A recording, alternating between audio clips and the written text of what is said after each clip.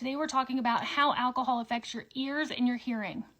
Did you know that was a thing? I did not know that was a thing, so I started researching and I'm bringing it to you today. So far we have done skin, hair, and nails, and we've done eyes, and then we've done thyroid. So now we're doing the ears. So drinking alcohol, we all know it's poison. We all know it affects almost every single little tiny piece of our bodies, but how does it affect your ears and your hearing?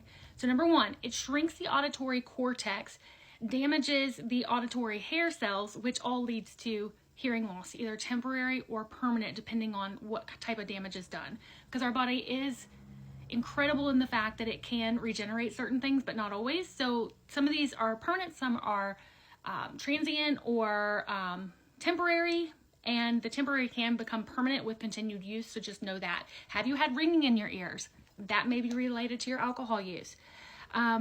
Alcohol creates a cocktail deafness, and I had to read up on this. I'm like, it does what? Okay.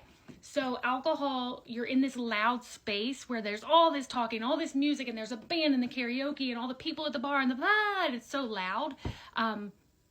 We can go deaf from that decibel of noise, and we're not cognizant of how loud it is because we're inebriated. Or we're like, this is how a bar is. This is just how it is. And why are my lips blue? Interesting.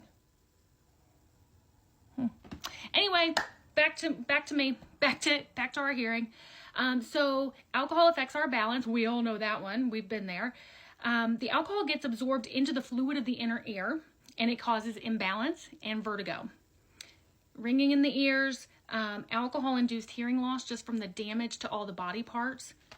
And that's it. So send me your questions. What body part do you want to hear about next, and how alcohol is related to the demise of that body part? Take care.